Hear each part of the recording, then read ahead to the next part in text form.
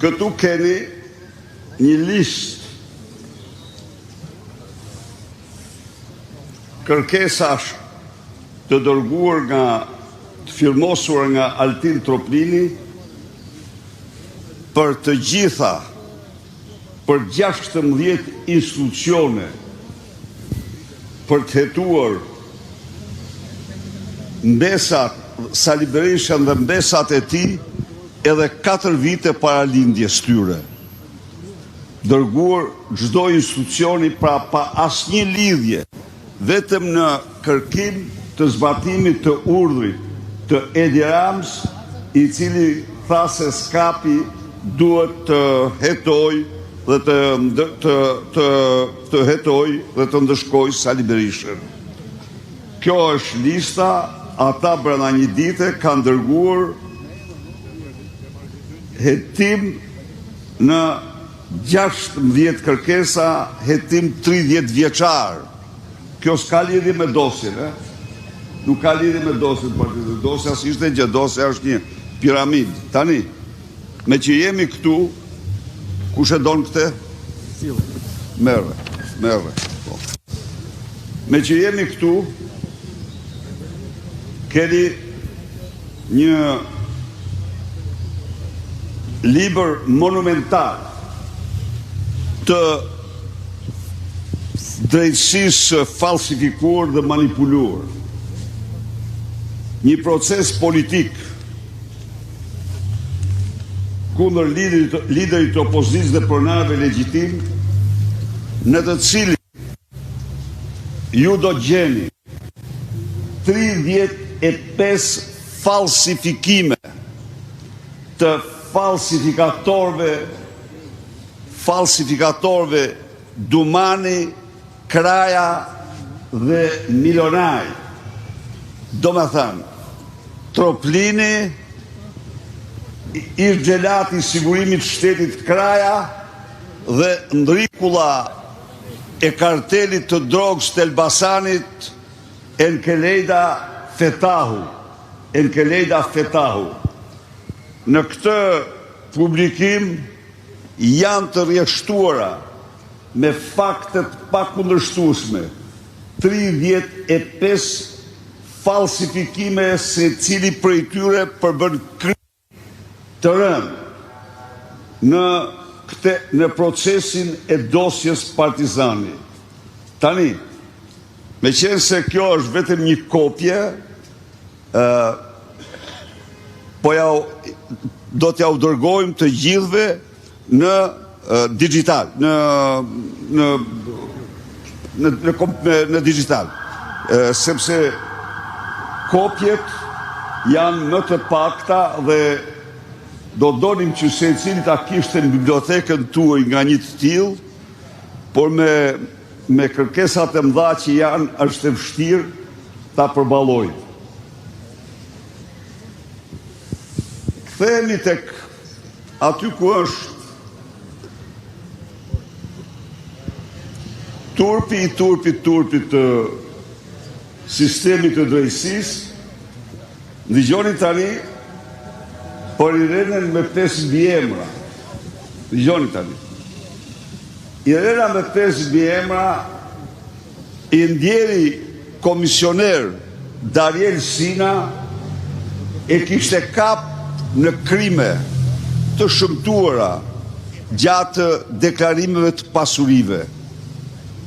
Irena me 5 mbiemra nuk ka deklaruar apartamentin me sipërfaqe 62.65 metër katror në Fier. Apartament banimi, sipërfaqe 2+1. Kjo fshehje pasurie është justifikuar nga Irena me 5 mbiemra dhe ka fituar, natyrisht se është shoqe e ngushtë e lindës së Surrelit dhe e disa persona të tjerë me pushtet. Ka qenë një këshilltare besnike e Ergys Agasit, Pra, Irena me 5 mbiemra, kur është kap mat me mashtrimin, ka thënë e harrova. E kisha harruar. Mos harroni se për një garsonjere i kanë zjerë gjykatës, i kanë flak në rrugë, jo se e kanë harruar, por se e kanë deklaruar se e kanë dhurat nga jati i vetë. Një garsonjere. Po Irena nuk është vetëm kaq. Jo. Irena që mbrohet nga lumit të këtij sistemi, ka apartamentin tjetër në Tiranë me sipërfaqe 66 metër, të cilën thot se njerë thot e bleva me 10.000 euro dhe pastaj këtë çmim e rrit në 22.000 euro, po nga i more pare, nga ku i more para, kam harruar, thot. Po reale kjo. Nuk ka treguar burimin e parave që au ka marrë ryshfet klientëve të saj. Kjo është gjykatësia dhe pranaj Dariel Sina këte e përjashtonte siç e përjashtoi edhe e përjashtonte nga sistemi. Po sfundi nuk maron këtu. Irena me 5 mbiemra ka fshehur 2 garazhe në Tiranë. Nuk i ka deklaruar gjatë në procesin e vlerësimit të vettingut. Pra, vetëm me këto, Irena me 5 mbiemra meriton disa vite burg për fshehjen e pasurive dhe pasurit e paligjshme. Ajo mbahet si monumenti më i shëmtuar i sistemit që përfaqëson. To kisha, pyetje. Zoti Berisha, zoti Rama ditën e sotme ka deklaruar që do të paraqesin kërkesë në pushime ligjore sa i përket imunitetit të ministrave. Çfarë do të bëjë opozita në rastin konkret, sepse duket si një përpjekje e kryeministrit për të mbrojtur jo vetëm zonën Balluku, por ndoshta në të ardhmen edhe ministra të tjerë nga një masë e mundshme e prezantimit nga ana e SPAK-ut, si do të veproni si opozitë? Ky është akti më i rëndë, më kriminal, më poshtrues ndaj qytetarëve shqiptar që Edi Rama guxon të marrë.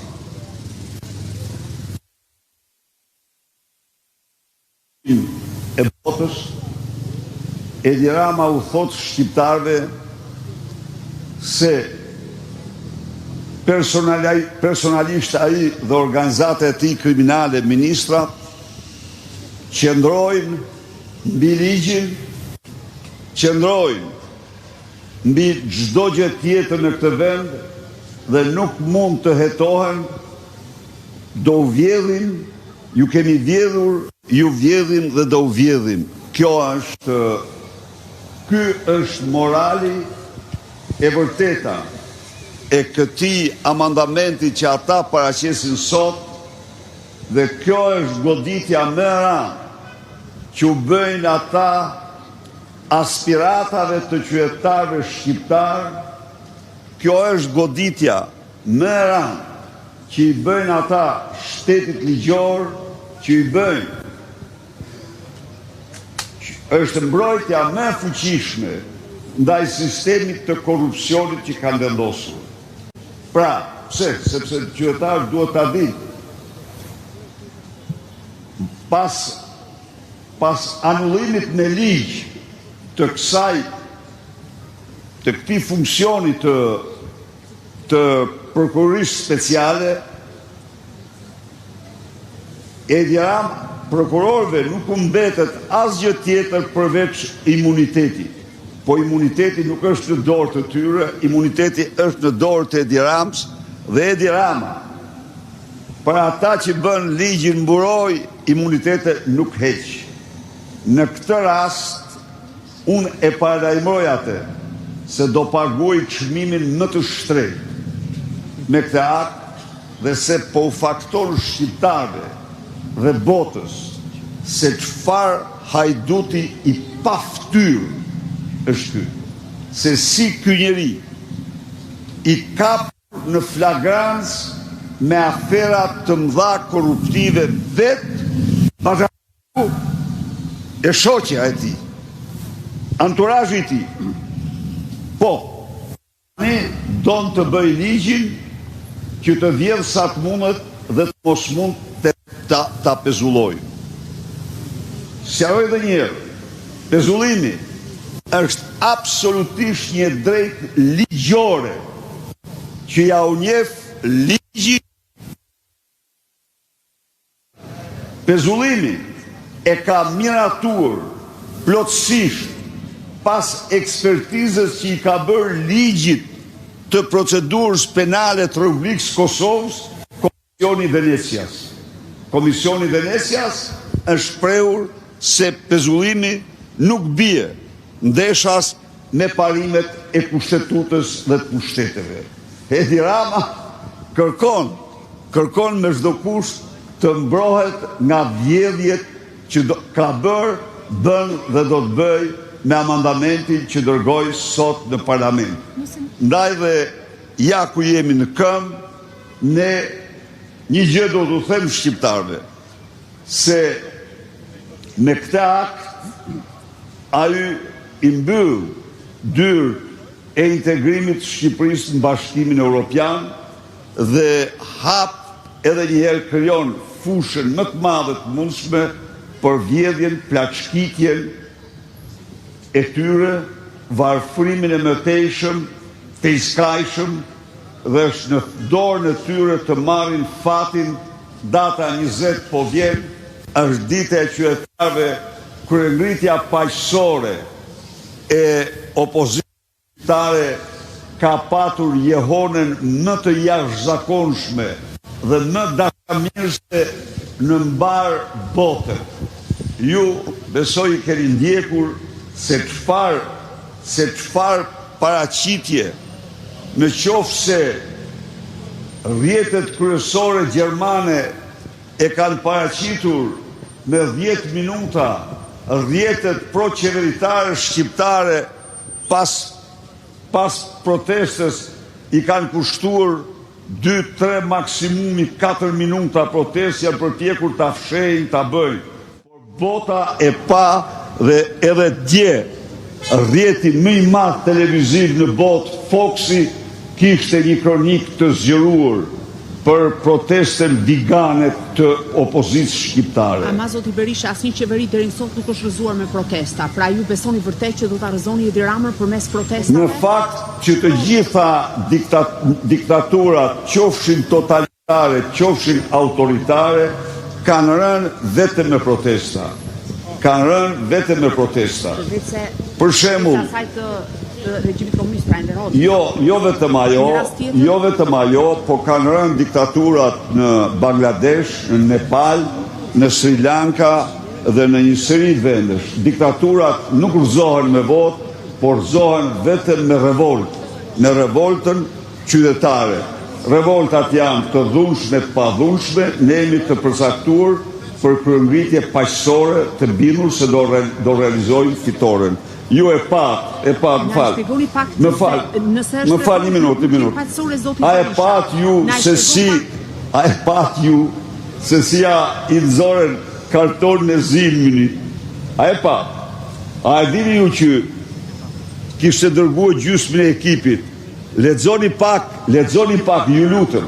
Në qoftë se nuk ka heq nga portali dhe po e ka heq, më thoni mua t'i them zyrë shtypit t'ja dërgoj shkrimin e Baton Haxhis nga Myniu, ku thoshte këtu po pritet me pa durim lideri global për dan iderat e tij për të majtë fjalimin e tij, por dikush pas këtij shkrimi ja fiku kandilin e Dirams dhe i tha se ti mini nuk mund të shkelish.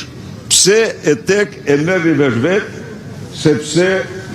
sepse është kuptuar që është një hajdut i pa skrupull që kërkon të mbroj vjedhjet e tij, se sa për Lubin, edhe njerë ja u them shqiptarve, do t'i shkrinte plum në vesh në mesnat, ose vaj të djegur si në tragedinë e Macbethit, do hidhte vaj të djegur në vesh për ndjejat që ka. Po ai ka hallën e vet. Kjo është e vërteta. Thoni që zoti Rama nuk shkoi në Berlin, ama nga ana tjetër zoti Rama ka deklaruar ditën e djeshme që do udhtoj drejt Washingtonit. Në Washington është takim i bordit të paqes ku Shqipëria është anëtare. Mos mendo ti se mund të imagjinoj Harami të zërëmsoj. Jo, kjo është, jo them unë ju. Nëse nuk bëjmë këtë pyetje do të ishim jo korrekt. Media, unë them mirë që bëre pyetje, nuk them se bëre pyetje. Jam dakord për përgjigjet. Pra, në Washington shkon Shqipëria antare bordit. Tani është një lloj si thosh, pse shkojnë në OKB? OKB-ja është organizatë ndërkombëtare. Edhe kjo është një organizatë e konceptuar në ngjashmëri me OKB-n. Dhe aty do shkoj, sepse përfaqëson, po kjo nuk do të thotë se bëhet më pak hajdut se shkon, përkundrazi. Shkon hajdut, kthehet hajdut. Dhe e pret populli opozitar. Kjo është e vërteta. Së shpejti në parlament pritet të mbrijë një projekt ligj për amnistinë penale.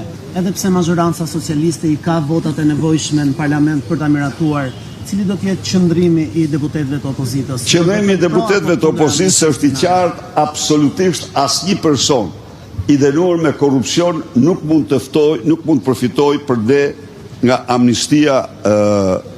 amnistia penale. Asnjë punojës i kësaj administrate i dënuar për lidhje me krimin nuk mund të përfitojë. Këto janë. Përndryshe, amnistit për personat tjerë janë një rutinë e përvitshme që bëhet zakonisht prak vit të ri, po këta kush e di pse. Kjo është qëndrimi ynë. Ne nuk pranojmë të amnistohet asnjëri dënuar për korrupsion. Zoti Berisha, ju na prezantuat një libër ditën e sotme. Ku është? Ndoshta Spaku, po dëgjoj pyetjen deri në fund. Ta shohim këtu. Ndoshta Spaku ju thret edhe ju pyet për financimin. A jeni gatshëm të jepni shpjegime pra si është financuar botimi i këtij libri? Tani, mirë që e the, sa bukur po. Çfarë bëjnë këta tani? Dëgjoni. Tani thrasin njerëz dhe pyesin, ku e mori naftën Sali Berisha kur bënte foltoret? Në gjoni o qytetar se çfarë, po absolute kjo që u them, është pyetje reale. Ish gjelati i sigurimit të shtetit, se kjo ka lidhje me dosjen Partizani. Ish gjelati i sigurimit të shtetit, Arben Kraja dhe Altin Troplini, pra kanë futur në hetim naftën që ka përdorur Sali Berisha në deputet, që ka një kuptim kjo, për të bërë foltore. Dhe mund të them shumë raste tjera të cilët kanë thirrur Ledina Aljollin, të cilës në vitin 2023 e kanë pyetur se nga i more ti parat e slolapsave që bleve për fushat. E kuptoni apo jo? E kuptoni se që e ti bëjta? Është detyrë funksionale Spaku të hetoj pasurinë e zyrtarëve të lartë. Pse relativizohet kjo gjë? Sepse është detyrim edhe juaj të deklaroni të gjitha. Sepse ata kanë bërë një vetim 32 vjeçar, jam vetëm person. E thash dhe njerë, kanë kërkuar hetimin e mbesave të mia 4 vite pa lind ato, para se të lindin, se janë edhe të mençur, por të mos i thënë atë që meritojnë po.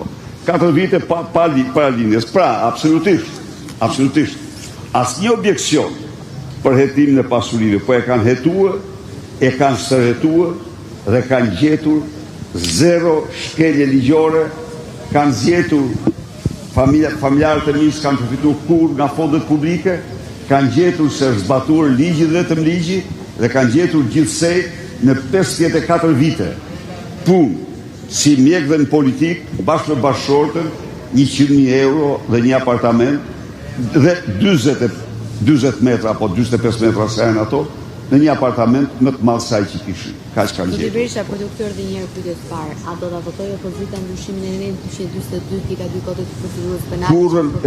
Kurrë qeveria. Ai është nen që pret të ardhmen e çdo shqiptari. Ai është nen që denon çdo qytetar shqiptar me mbylljen e dyrëve të integrimit.